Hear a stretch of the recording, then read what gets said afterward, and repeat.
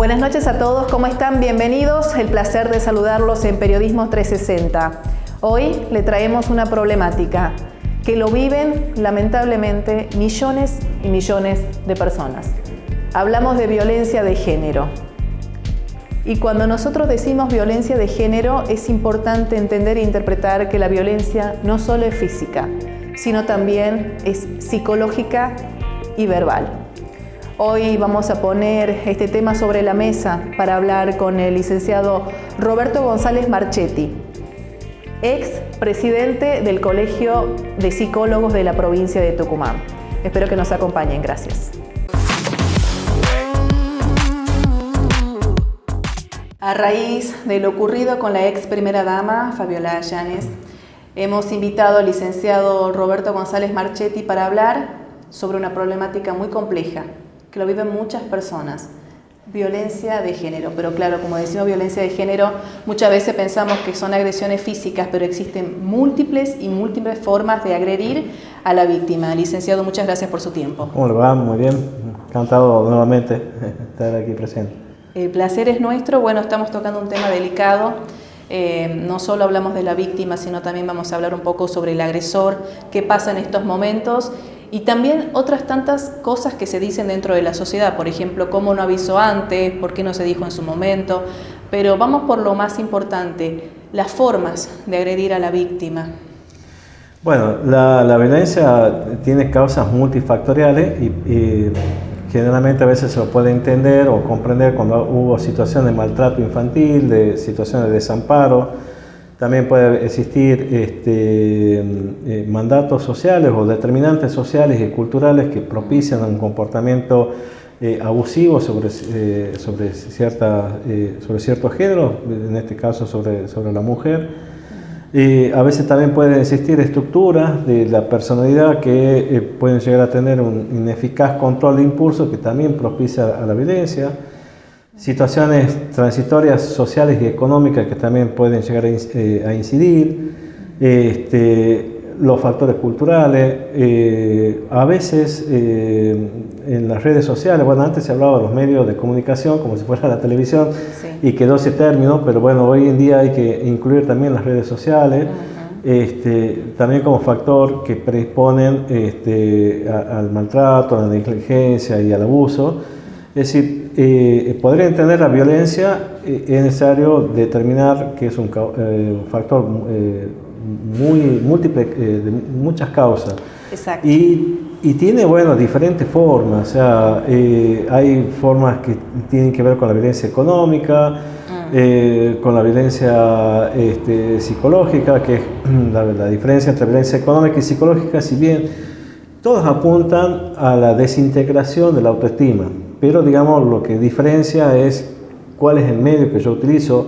En la parte económica es aislarlo a la persona, no darle ninguna autonomía en el manejo de dinero, por más que esté trabajando incluso. O también puede ser ese bloqueo donde la persona no se le permite que pueda buscar un trabajo o otro tipo de ganancia. Sí. En la parte psicológica es permanentemente las humillaciones, también utilizar el sentimiento de culpa como una forma de atacar a la persona. Esto de, por ejemplo, que yo pueda decir, hoy estoy mareado por tu culpa, hoy me fue mal en el trabajo por tu culpa.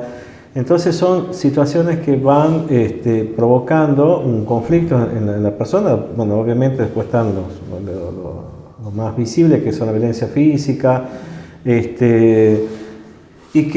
la violencia verbal, que tiene distintas formas, a veces de la amenaza hasta una situación que tiene que ver ya con el golpe en sí, y que muchas veces lo que puede llegar a ser como factor desencadenante puede ser algo muy mínimo que desate ese conflicto, o por ahí situaciones ya conflictivas que uno puede decir, bueno, a ver, ¿qué situaciones conflictivas puede haber?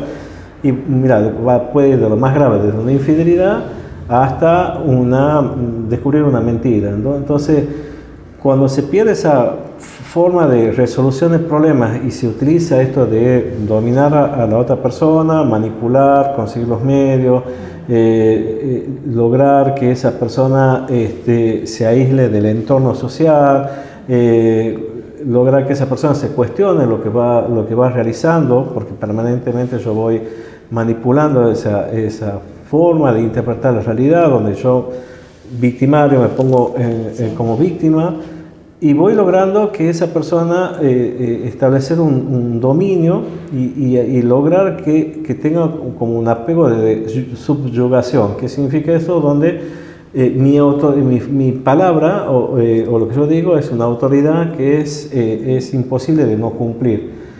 Entonces, como una dependencia. Digamos. Exactamente, va generando esa dependencia de vínculo. Entonces yo ya tengo por un lado el aislamiento del entorno social, por otro lado tengo una autoestima que está fragmentada, por otro lado tengo una amenaza constante y la persona se va sintiendo cada vez más sola y tarda muchísimo en poder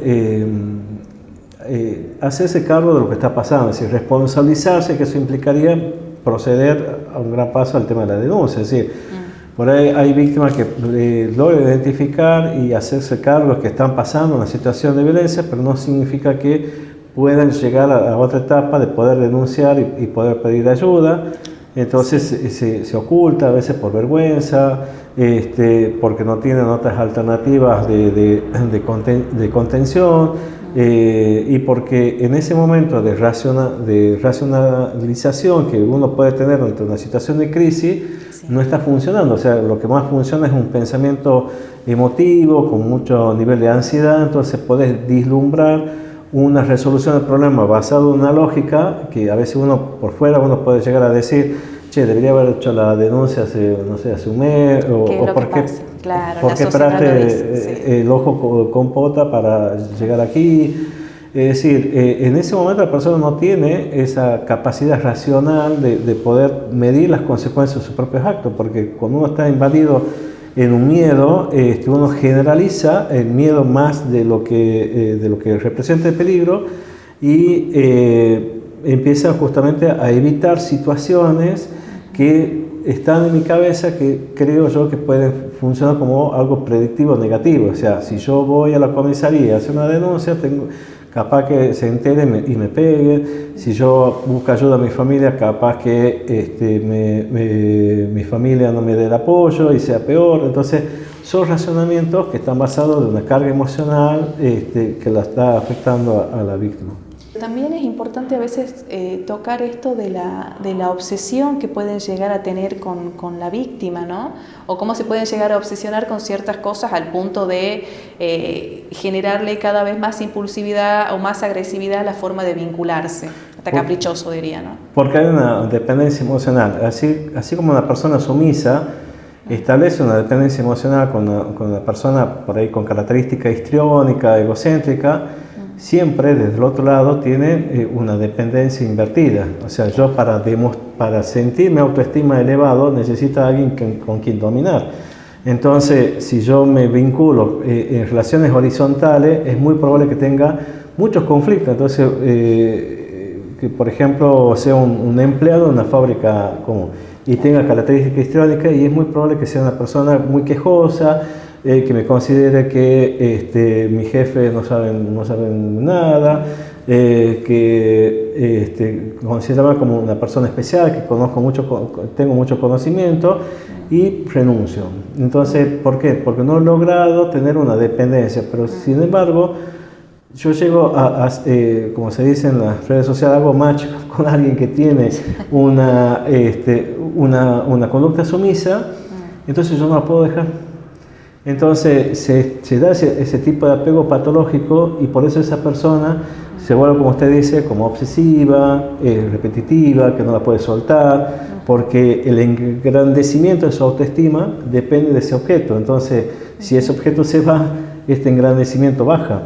Entonces, mientras esté más cerca, esa autoestima se fortalece, obviamente, de una conducta manipuladora.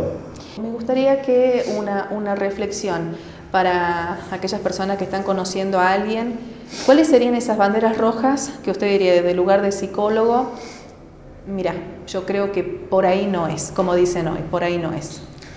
Bueno, fundamentalmente cuando empiece a cuestionar mi vida privada, empieza a cuestionar mis elecciones de amigos, empieza a criticar mi familia, me empieza a exigir cuenta de las actividades que yo puedo realizar y donde esa persona solamente prioriza sus propias necesidades. Bueno, esos son indicadores que esa persona no está madurativamente para formar un vínculo estable. Es decir, nosotros, lamentablemente, somos seres emocionales y vemos a alguien que nos puede gustar físicamente y es como un impulso, o sea, nos vamos ahí como un elefante o un rinoceronte que toma impulso y lleva todo puesto por delante. El problema es que en esa etapa de enamoramiento no siempre uno puede darse cuenta de estos indicadores, pero sí a los 2 meses, 3 meses, cuando ya el enamoramiento se va acentuando y vemos que estas conductas son habituales, que empiezo a reflexionar, decir, es raro que mi pareja no tenga amigas, amigos, es raro que mi pareja esté peleado de la familia, es raro de que con todas las exparejas se peleó muy mal, bueno, algo está pasando. O me empieza a cuestionar los horarios que yo tengo para trabajar o los horarios que tengo para el tiempo libre, o empieza a criticar el tipo de ropa, o me empieza a prohibir. Bueno, ahí son momentos que uno rápidamente tiene que salir, a pesar de que pueda haber una atracción física hacia esa persona, porque eso no compensa la atracción física con la depresión, que generalmente es lo que muchas de las personas tienen cuando caen en esa situación de fracaso y frustración de haber tenido una elección. Por eso al principio es muy difícil poder tener un determinado conocimiento, pero sí son necesarios poder tener estas formas de reflexión y ver la objetividad de los datos, es decir, qué es lo que esta persona, como en su vida social, privada y como es conmigo, y tampoco minimizar, es decir, bueno, es malo con todo, pero es bonito conmigo. ¿Pero por qué es bonito? ¿Porque le haces caso o alguna vez como han planteado algunas divergencias sobre opiniones? Entonces por eso hay que evitar el autoengaño. O sea, los seres humanos tenemos una constante de autoengañarnos como para no hacernos cargo de la realidad y evitar la angustia. Licenciado, me encantó esta charla con usted. ¿Le gustó el café? Riquísimo. Vamos a venir más seguido. Eso es importante. Gracias, siempre es un placer tenerlo. Bueno, esperamos que ustedes hayan disfrutado en casa. Compartimos una breve pausa publicitaria y a la vuelta regresamos con más. Gracias.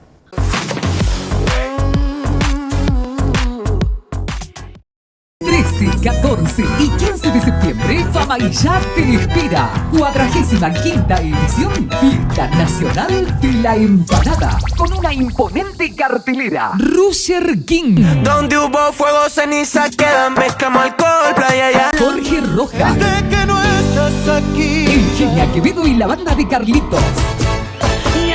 Valentino Merlo. En una mañana Cele Vera. me atrapaste, me tuviste. Cristian Herrera, el Rey Pelusa, Iván Ruiz, los Sacheros, los Vidaleros y muchos más. Viernes 13, baila Famaillá. Después de las 3 AM, con los mejores boliches en una sola pista en la misma noche. Malava, Country, Epic, Místico y Mango Club. Prepárate para una experiencia inolvidable. Auspicia Municipalidad de Famaillá. Gestión Mellizos Orellana. Senadora Sandra Mendoza. Ministerio del Interior, Gobierno de Tucumán. Es nuestra obligación ayudar con algo ese papá y esa mamá que se esfuerza para mandar a los chicos a la escuela. Y una manera de ayudar es el boleto estudiantil gratuito. Mucha felicidad porque me puede tener un boleto y para que pueda venir a la escuela. Muy bueno porque nos ayuda todo económicamente, para todos, para nosotros, para nuestros padres, todo eso. Me sirve un montón para venir a aprender y a estudiar Muchas gracias, estoy muy agradecido con él y que Dios y la Virgen siempre lo acompañen. Es un derecho de cada niño, es el derecho a estudiar y a aprender y a recibirse que tiene cada niño en la provincia de Tucumán. Gobierno de Tucumán. Osvaldo Jaldo, gobernador.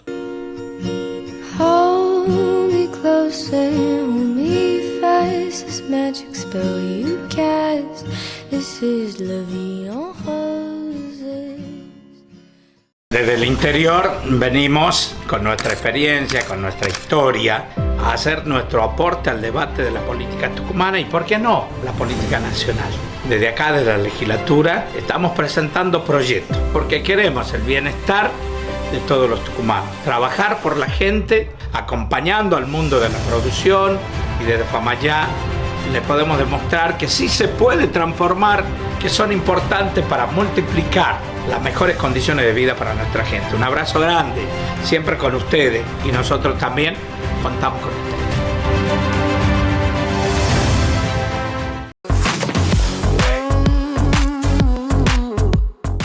Compartimos con ustedes un informe periodístico de los hechos más relevantes que pasaron en esta semana. Gracias. El gobernador Osvaldo Jaldo insta a un trabajo conjunto entre provincia y municipios para garantizar el funcionamiento de los colectivos. Jaldo abordó la problemática del precio del boleto de transporte público de pasajeros. En este marco, subrayó la importancia de asegurar la continuidad del servicio. 5 detenidos tras el asalto al tour de compras. La diagramación inmediata de un operativo cerrojo permitió a los efectivos de la Unidad Regional Norte atrapar a 5 piratas del asfalto que asaltaron a un tour de compras. La investigación continúa, ya que habría más personas involucradas. El dirigente que se va a otro partido político deja el Partido Justicialista. El gobernador Osvaldo Jaldo fue muy crítico con los dirigentes que, perteneciendo al espacio justicialista y ocupando cargos electivos en nombre del partido, realicen tarea de afiliación con otros partidos políticos. Villa Urquiza, 2 menores fueron aprehendidos por un asalto a mano armada. Los adolescentes quedaron registrados en una cámara de seguridad cuando, en compañía de un menor, le apuntaron a una mujer para robarle el celular. Nacional. Denuncia contra Alberto Fernández. La justicia accederá al celular de Fabiola Llanes para revisar los chats. Lo autorizó el juez Julián Ercolini tras un pedido del fiscal Ramiro González, quien solicitó que se haga una copia forense del móvil. El expresidente volvió a reclamar que la causa pase a la Justicia Federal de San Isidro. La justicia condenó a perpetua al ex titular de Defensa Civil de Córdoba por el abuso y la muerte de una bombera. Diego Concha fue condenado culpable del delito de homicidio derivado de abuso sexual. La víctima, de 26 años, Luana Ludueña, decidió quitarse la vida en enero del año 2022. Internacional. Por primera vez, Israel rescató un rehén de la Franja de Gaza que estaba secuestrado en un túnel de Hamás. Farham tiene 52 años y estaba cautivo en el enclave palestino desde hace 326 días. El ejército israelí dijo que fue una operación compleja. El presidente de una ONU para personas con discapacidades fue detenido y acusado de asesinar de un tiro a su secretaria en Brasil. Quemó el cuerpo y lo abandonó en un descampado. El hombre estaba siendo investigado por malversación de fondos y la justicia cree que podría ser uno de los motivos del crimen. Horror en Estados Unidos. Acusan a un estudiante de psicología de haber asesinado al bebé recién nacido de su amiga. Una estudiante de doctorado en psicología de California fue detenida y acusada de matar al bebé recién nacido de su mejor amiga y herir a su hermano gemelo. Según los medios locales, los fiscales pedirán la condena a muerte de la sospechosa. Cronología de la crisis del año 2001 en Argentina, que terminó con la renuncia del expresidente Fernando de la Rúa. La coalición del gobierno, liderada por la Unión Cívica Radical de Fernando de la Rúa, ganó las elecciones presidenciales el 24 de octubre del año 1999, con el 48,37% de los votos, y ponía fin a los 11 años del gobierno peronista de Carlos Saúl Menem. Durante casi 3 años del mandato de Fernando de la Rúa, la pobreza había aumentado más del 12% y el desempleo era récord con un 30% de personas sin trabajo formal.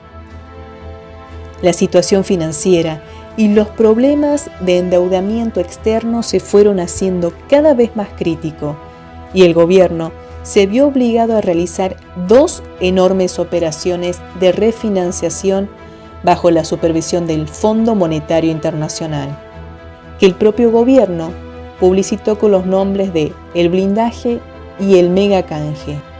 El desencadenante de la crisis fue la imposición del corralito, medida que dio inicio al estallido social en nuestro país.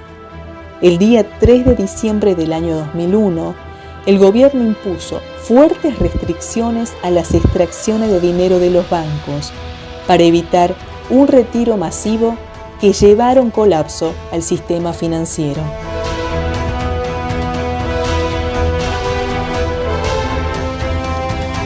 Esto escaló el descontento y el mal humor social, expresado en cacerolazos que se reiteraron en distintos puntos del país. En este contexto, se registraron múltiples saqueos en supermercados, almacenes y comercio de todo índole.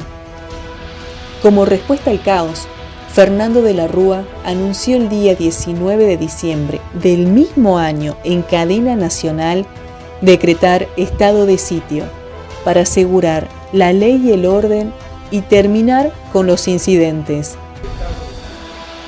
Tras el anuncio del presidente, las cosas empeoraron y se registraron diferentes protestas y una multitud se concentró esa noche en Plaza de Mayo, al grito que se vayan todos, que no quede ni uno solo.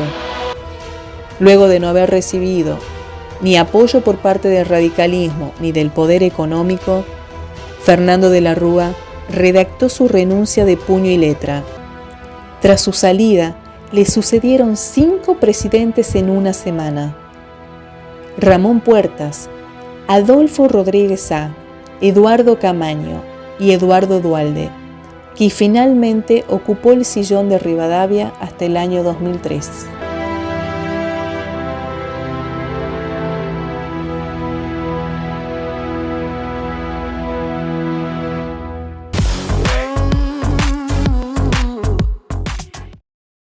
El 14 y 15 de septiembre, Famaillá te espera. 45ª edición, Fiesta Nacional de la Empanada, con una imponente cartelera. Roger King, Donde hubo fuego, ceniza quedan, mezclamos alcohol, playa ya. Jorge Rojas, Desde que no estás aquí, Eugenia Quevedo y la banda de Carlitos, Valentino Merlo, Una mañana Cele Vera, me atrapaste, me tuviste. Cristian Herrera, el Rey Pelusa, Iván Ruiz, los Sacheros, los Vidaleros y muchos más. Viernes 13, baila Famaillá. Después de las 3 a.m. con los mejores boliches en una sola pista en la misma noche. Malava, Country, Epic, Místico y Mango Club. Prepárate para una experiencia inolvidable. Auspicia Municipalidad de Famaillá. Gestión Mellizos Orellana. Senadora Sandra Mendoza. Ministerio del Interior, Gobierno de Tucumán. Es nuestra obligación ayudar con algo a ese papá y esa mamá que se esfuerza para mandar a los chicos a la escuela. Y una manera de ayudar es el boleto estudiantil gratuito. Mucha felicidad porque me puede tener un boleto y para que pueda venir a la escuela. Muy bueno porque nos ayuda todo económicamente, para todos, para nosotros, para nuestros padres, todo eso. Me sirve un montón para venir a aprender y a estudiar. Muchas gracias, estoy muy agradecido con él y que Dios y la Virgen siempre lo acompañen. Es un derecho de cada niño, es el derecho a estudiar y a aprender y a recibirse que tiene cada niño en la provincia de Tucumán. Gobierno de Tucumán. Osvaldo Jaldo, gobernador. Hold me closer, hold me fast. This magic spell you cast.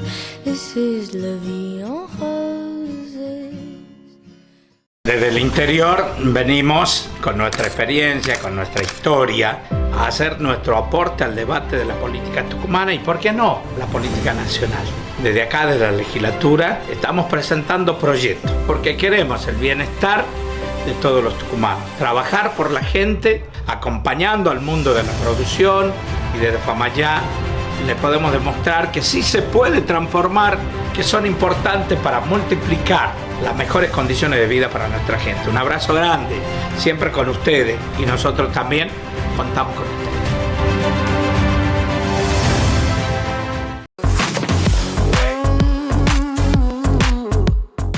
En esta oportunidad, la licenciada Guadalupe Nuno nos trae un nuevo tema de oratoria. Lo compartimos.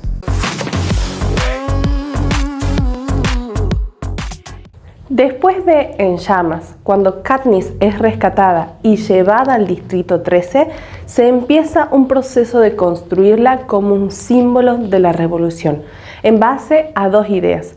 La idea del sinsajo como aquello asociado a la libertad y lo que no se puede controlar, y la idea de Katniss como una persona abnegada, una persona solidaria y una luchadora.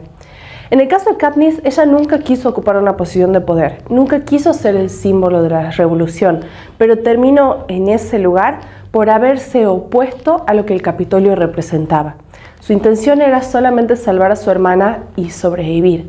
Sin embargo, el poder de su mensaje y la empatía que generó en los otros distritos llevó a que fuera justamente tomada como la líder de alguna forma simbólica de esa revolución. En el caso de Trump, en eso sí se parece bastante al presidente Snow, porque es una persona ávida de poder que ya ocupó y quiere volver a ocupar algunas de las posiciones más importantes en el gobierno. Pero también se lo construyó como un símbolo y se usó estratégicamente el atentado contra su persona para crear incluso una imagen visual con la que sus votantes empezaron a identificarse, llevando una venda en la oreja de la misma forma que lo hacía el expresidente. Esta similitud nos habla de la fuerza de los símbolos, de cómo se pueden manipular los medios para crear imágenes que apoyen o desbaraten la figura pública de una persona, y cómo estamos tan influenciados por situaciones donde la tragedia y el dolor nos generan empatía hasta el punto de a veces volvernos acríticos. Por eso es importante siempre tener una actitud crítica y entender cómo funcionan estos elementos para decidir conscientemente de qué lado de la lucha queremos estar.